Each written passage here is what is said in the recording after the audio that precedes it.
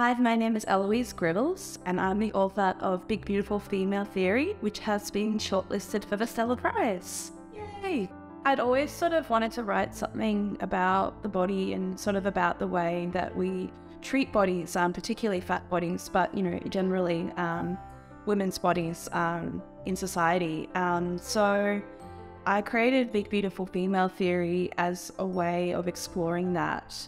And I was really interested in doing it in a way that wasn't necessarily a straightforward sort of memoir. So I wanted it to be a collection of essays and to play with form and to experiment, mainly because that's just sort of what I'm interested in doing in my work. So I wrote the first essay, Big Beautiful Female Theory, in 2018 and sort of developed it from there, just because I felt like I started writing and it just sort of, the floodgates sort of opened and I felt like I had more and more things to say. And then I deepened it with research and theory and all these kinds of things. But yeah, it was just something that I felt like I had to write. I had a burning sort of urge to write. I'm really interested in hybrid nonfiction, I guess. And I've always painted and drawn. I started getting really interested in comics about, 10 years ago or so, and incorporating that into my work. But I wanted to do something that wasn't in either of those forms specifically. So it's, it's part memoir and it's part poetry and it's part graphic novel, and it's sort of taking all those forms and weaving them together in a way that I really enjoyed sort of playing with. I'm very, very familiar with the Stella Prize. I'm always really excited to hear about it each year. I'm really interested in the books that are shortlisted.